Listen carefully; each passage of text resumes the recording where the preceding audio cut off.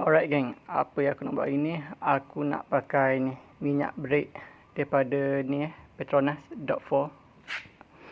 So apa yang korang perlu ada ni untuk memudahkan. Aku suggest korang guna ni yang besar ni, saya yang besar, senang untuk bleeding ni.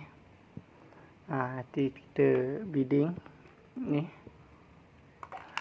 guna saiz 8 sini. Kita tutup, kita buka tutup, buka sambil tu kita ni lah isi minyak dalam ni. So jangan lupa ni kau alas minyak takut tumpah di sini ke apa kan, sebab minyak ni tajam, takut hakis cat ni. So better korang halas lah ni, guna kain besar sikit kan. Sebelum korang nak tanggal ni untuk taruh minyak brake nanti, kau kena congkil ni, guna ni congkil ni.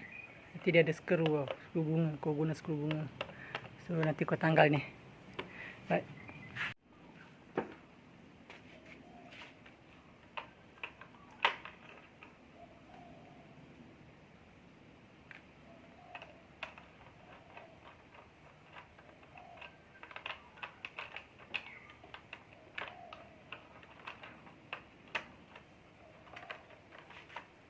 Tapi apa yang patut, macam aku kata tadi, korang isi minyak macam aku dah kosong minyak kan, sebab aku dah buang yang minyak lama, dah kosong. Nanti kau isi kau papam, lepas tu kau buka ni, lepas tu bagi keluar minyak ni kan, sampai tak ada bubble. Lepas tu kau tutup balik, macam sambung macam tadi, kau papam, kau isi, main tutup buka sampai tak ada bubble.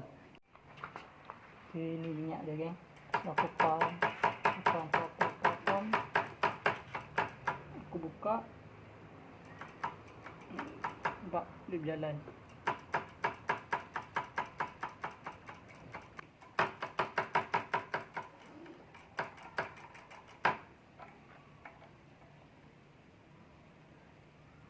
Nampak bubble keluar.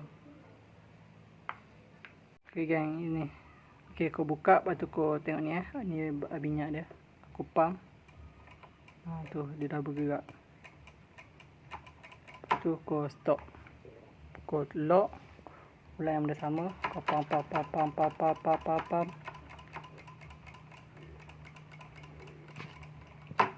tu kau buka.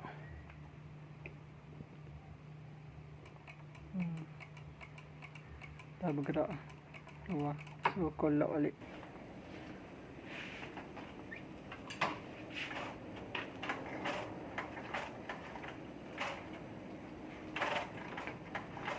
Okay, itu saja video kali ni. So next video korang komen kat bawah. So jangan lupa like, comment, subscribe. Okay, bye.